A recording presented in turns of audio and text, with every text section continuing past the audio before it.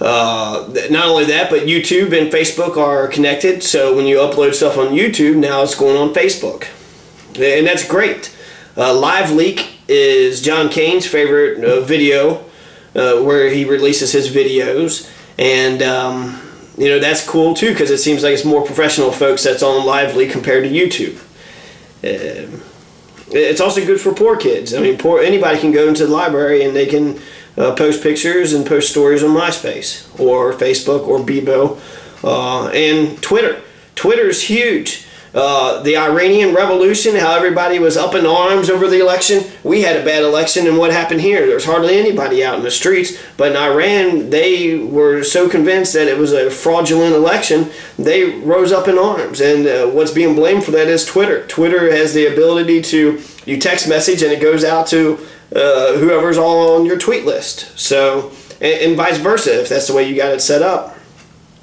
So you could be out there, and it's kind of weird because actually recently somebody was tweeting different police locations saying that the police had shut down Main Street, you should go somewhere else. Well, now they're in court saying that that's not right. Well, I'm pretty sure freedom of speech will win out on that one. If the cops are shutting down the Main Street, then that's okay information to get out there. That way people know to avoid Main Street.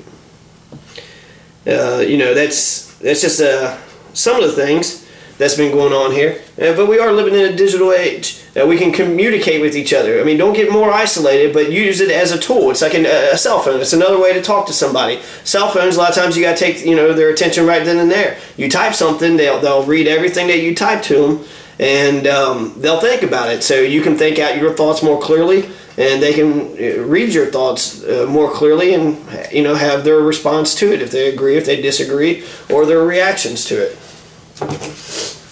And when it comes to journalism, the truth will set you free. So if you see something, report it. You don't have to be intimidated by anybody. Don't let anyone intimidate you. I'm against all forms of intimidation. Convince me. If you agree with something, then convince me. Don't intimidate me. Don't bully me. Don't get up in my face and say you're going to think the way I think. I'm just going to disagree with you more. Convince me, just like anyone else. And if the only way you can convince people is by intimidating them, then I think you got problems, you got issues, and that's not a way for a civilized society to be ran.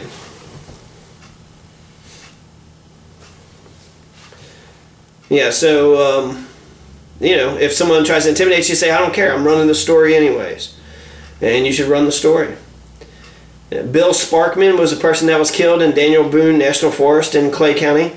His son is Josh Sparkman, and his mother is Henry Sparkman. The Kentucky State Police said it was suicide. Makes you wonder, what kind of shit are they on? So, yeah.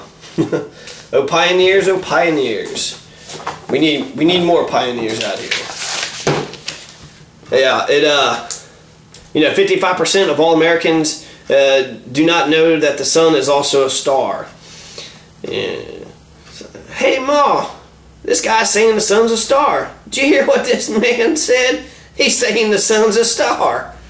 In 1781, Uranus was discovered. I'm curious about how big is Uranus. In 1846, baseball began. 1891, basketball began. 1850, soccer began. All these sports are over 200 years old. Okay, 150 years old. Canada canceled their national beauty contest because they were degrading to women. Jesus was a hippie. He walked around in sandals and talked about peace and love. 20,000 Americans were killed at Antietam, the Battle of Antietam, during the Civil War, which Abraham Lincoln's one-day crime is equivalent to 6 times 9/11. So there's been more bloodshed here on American soil than what happened on September 11th.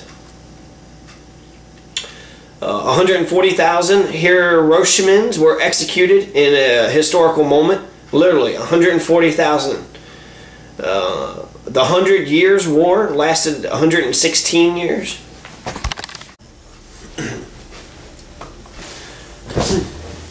Yeah, something that I had actually had difficulty when I first came to Gallatin County, and I want to know where's the boundary. I don't want to, interfere with police work. but I have a right to be out in public, and the public has a right to know what their public officials are doing. So I went up to the sheriff's office and I talked to Brendan Roberts. He said he'd get back to me once he figured out what the rules were. He never did. Then I went to the fire department. I heard that Barry Alexander knew something about press passes. He hadn't contacted me, but maybe he doesn't issue the press passes out. And I had found out that the Kentucky State Police passed out media passes, but they had gone through the Kentucky Broadcasters Association, the KBA, or the Kentucky Press Association, the KPA. And I contacted both of them, and this year they didn't want to deal with the liability, so they said they didn't understand. They didn't know what they weren't issuing out press passes anyways either. So I think when it comes down to it, if a CNN band comes up and they got a big van and big cameras and they say, oh, that's media, then people will leave them alone as long as you do it professionally. And I think that you're standing your ground. Look, I'm not in your way. I'm off to the side. I'm videotaping, and I'm allowed to do this. So I think it's just about you have freedom of the press, and I think the police, because I think people have something to hide, especially if they're a public official. I think they got something to hide if they don't want to be on tape. It's like, what do you want to say in secret? Why do you want this to be so secretive? What are you trying to hide? And if you ain't got nothing to hide, let the tape vindicate you. Let the truth set you free. If you're doing your job, you're doing it right, then it should make you look heroic. And especially the fire department. I think, there's no reason at all why they would not want the media there. Then they could show how heroic they are. They're going in these burning houses. They're saving people. They're going to car accidents and making sure everybody's okay, sending them to air care, doing whatever is necessary. And people like those. Those are good stories. People want to hear about those stories. And if people are willing to report those stories, then I would think that you should promote that idea.